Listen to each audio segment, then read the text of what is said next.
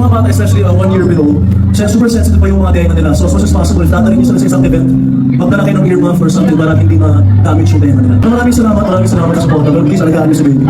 JK Labajo, awang-awa sa umiiyak na sanggol habang nagko-concert. Umani ng 100% pogi points ang singer-actor na si Juan Carlos o JK Labajo mula sa madlang people matapos magpakita ng concern sa isang 2-month-old baby. Nangyari ito sa isa niyang show kung saan kinarga at pinatahan niya ang naturang sanggol na iyak ng iyak habang siya'y nagpa-perform. Base sa viral Facebook post ng isang netizen na may handle name na Life of S, tumigil muna sandali si JK para pakalmahin ang sanggol na nasa audience. Ang nakalagay na caption sa nasabing FB post ay, JK mas nag-worry pa sa 2 months old na baby kaysa sariling magulang ng bata.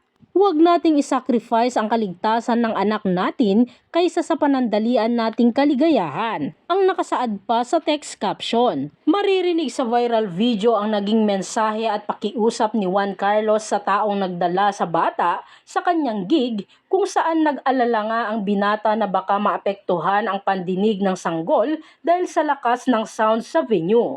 Bukod pa rito, ang pagpaparinig sa bata ng mga foul words sa bagong kanta niyang Ere mula sa album na Sad Songs and Bullshit Part 1. 2 months? Ba't mo pinaparinig ng Ere yung bata?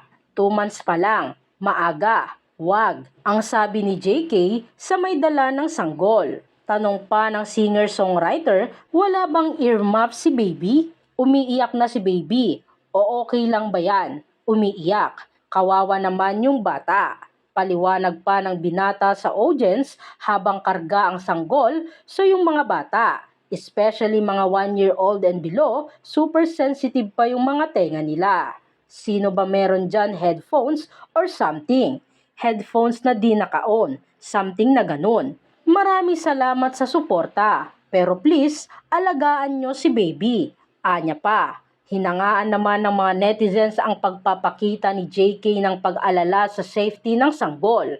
Marami ang nagsabi na feeling nila magiging mabuti at responsableng tatay ang aktor kapag nagkaroon na siya ng baby. Narito naman ang samot-saring komento mula sa mga netizens.